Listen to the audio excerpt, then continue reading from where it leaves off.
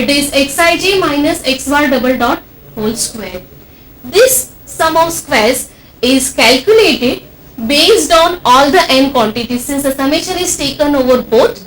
So it is based on total n quantities which are subject to one linear constraint, and that is summation xij minus x bar double dot equals to 0. So this one linear constraint is imposed on this, and hence for this reason the degrees of freedom for total would be n minus 1. Since there are total n observations, so the degrees of freedom for total will be n minus 1. Now coming back to second sum of squares, that is sum of squares due to treatments. Now this sum of squares due to treatments, as I takes value from 1 to k, this is based on k components which are subject to one linear constraint, and that is summation ni xi dot bar minus x bar double dot equals to 0. Hence the degrees of freedom for treatments will be k minus 1. And the last one, that is sum of squares due to error. This is based on again total n components, since there are in all n components, so this is based on total n components which are subject to k linear constraints given by summation over j xij minus xi dot bar equals to 0, where I takes value from 1 to k. So these are the k linear constraints imposed on this, and hence due to this the degrees of freedom for error is n minus k. So hence we can say that the degrees of freedom for total, which is n minus 1, the degrees of freedom for treatment it is k minus 1, and degrees of freedom for error it is n minus k. So hence degrees of freedom are also additive in nature for one-way classification. Now we have got all the degrees of freedom for various S's. When we divide these S's by its degrees of freedom, we get mean sum of squares. So mean sum of squares is nothing but it is sum of squares. Mean sum of squares is nothing but it is sum of squares divided by its degrees of freedom. So if this is sum of squares due to treatments, it is divided by k minus 1, which is the degrees of freedom for treatments. So we get MSST. MSST is nothing but mean sum of squares due to treatments. MSSE is nothing but mean sum of squares due to error. Now mean sum of squares due to error is obtained by sum of squares due to error divided by its degrees of freedom. So this is n minus k. So this mean sum of squares, actually it is nothing but it is the variance. Now ultimately the goal is to compare these two variances, and for this we use F ratio test. So in F ratio test we calculate the value of F by finding this ratio MSST divided by MSSE. This value of F is to be compared with the tabulated value with since this MSST follows F distribution. This follows F distribution with k minus 1 in comma n minus k degrees of freedom, this ratio. So we compare this value with the tabulated value from F table, and accordingly the decision is taken whether to accept the hypothesis or to reject the hypothesis. So if this calculated value, this is called the calculated value of F, this is to be compared with the tabulated value. The tabulated value is also to be compared at k minus 1 comma n minus k degrees of freedom. If F calculated is less than F tabulated, then the hypothesis is accepted. That is, the samples are coming from the same populations or all the samples have equal means. Ultimately we want to test this hypothesis, the H0, that is equality of several means. This is what the goal of one-way classification is. So if F calculated is coming out to be less than F tabulated, we say that the hypothesis is accepted. Otherwise we say that the hypothesis is rejected. Now this hypothesis, when the hypothesis is rejected, to deal with such situation? Let us discuss that also. In the situation when the hypothesis is rejected, that is if f calculated is greater than f tabulated, we reject H naught. We reject H naught. So that means that the treatments are not homogeneous, or they don't have the same mean. So in this situation we may be interested in knowing, that this variation or the hypothesis is rejected due to which pair of treatments. Now how to find this? In order to find this, we use least critical difference, so which we call in short as critical difference. So with the help of critical difference, we can find out due to which pair of treatments the hypothesis is rejected. Okay. Now the formula for finding the critical difference is nothing but T alpha percentage for error degrees of freedom into the standard error of the difference between two treatment means. Let us take X1 and X2. Suppose there are 4 or 5 treatments to be compared. So we take the standard error of the difference between X1 bar minus X2 bar.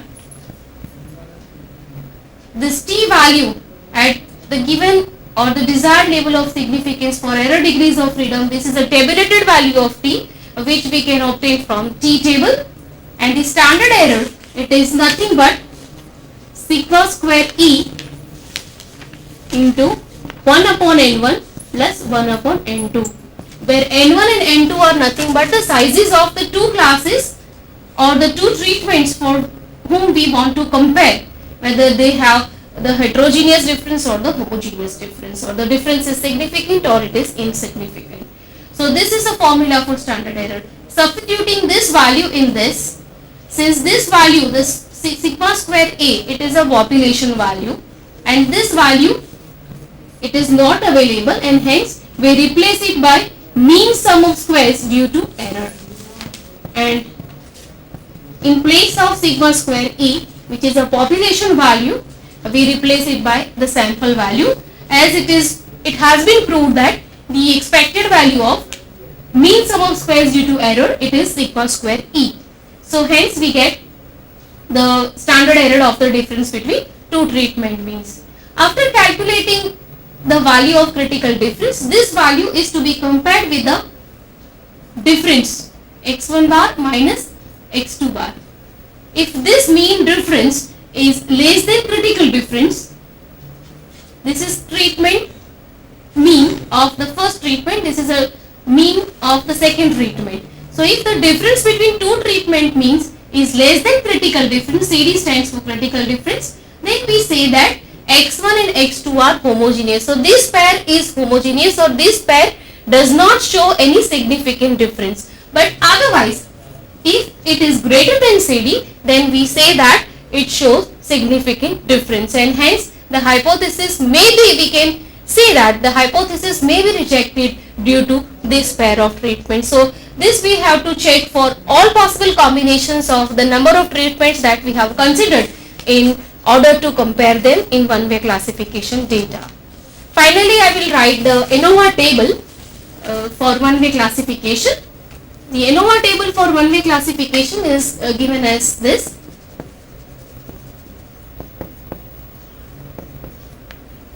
This is a source of variation.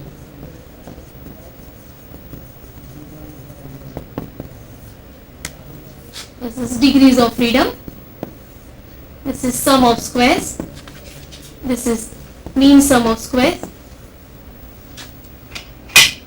And this is F ratio.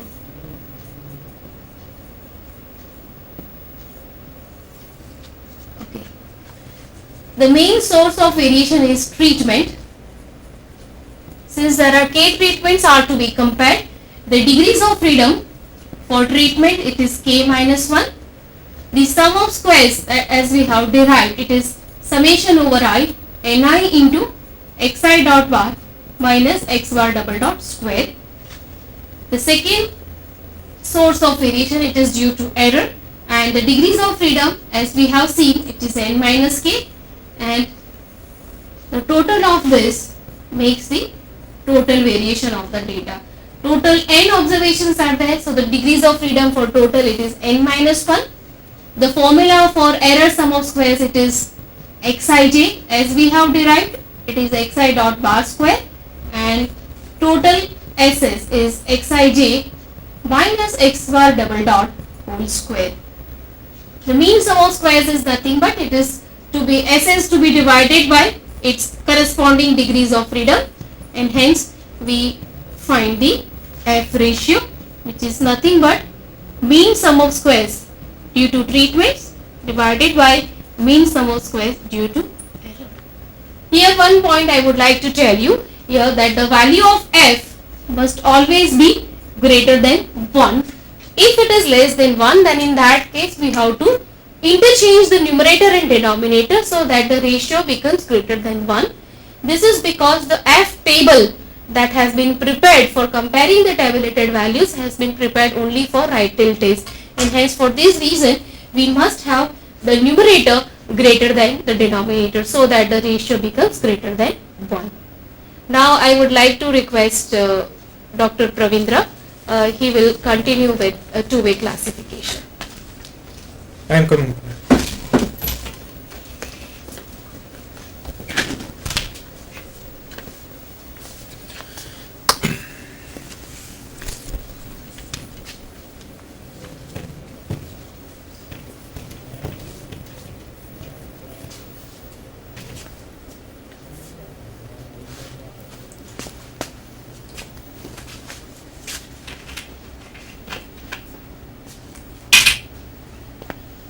Now we discuss two-way classification.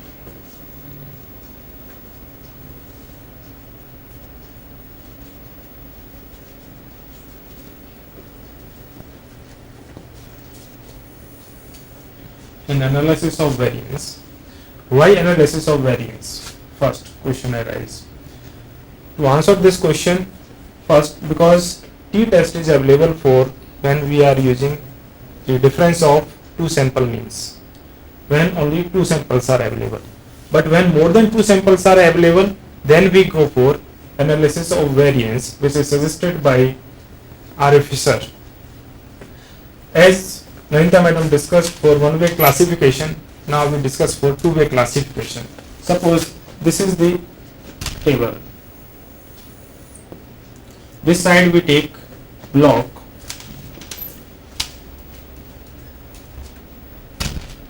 up to B, and this side if you take treatments.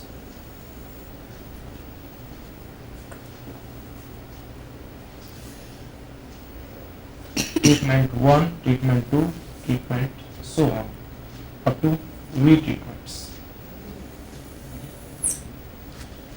And these are the observations. X11, X12, X1B. Treatment first is applied in B blocks and observations are noted X1, X12, X1B. Second treatment is applied in different blocks X21, X22 and so on X2B. And Vth treatment, when applied to different blocks, it is V1 observation, XV2 and up to so on. This is observation XV. So we apply here V treatments in different blocks B. So this is, we call it as two-way. Here V treatment, that means V cross B. That means V treatments are applied here in B blocks, and here we find total.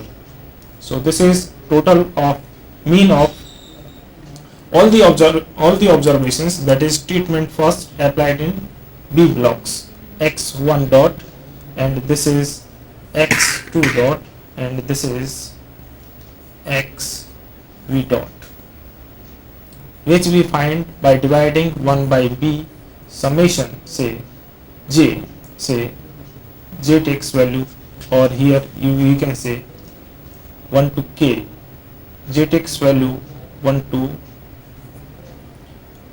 k takes value 1 to b xjk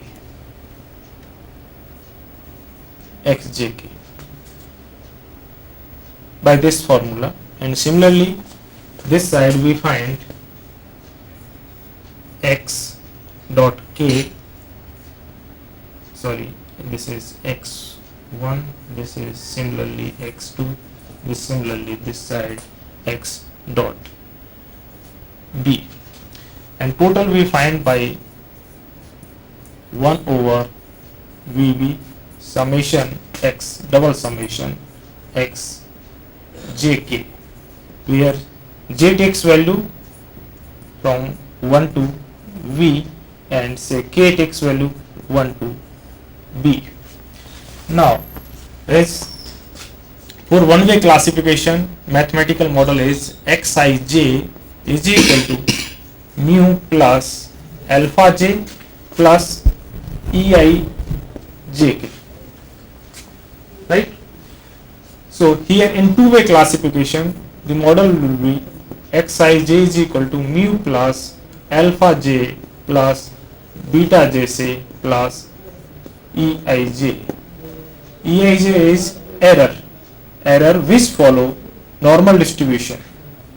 Eij follow normal distribution with mean 0 and variance sigma square is assumed.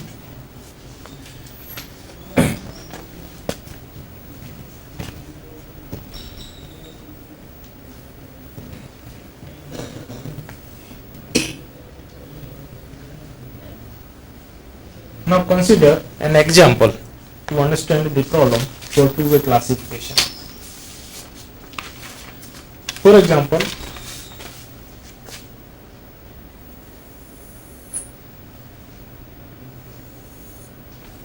here we take crop 1, say crop 2, crop 3, and here crop 4.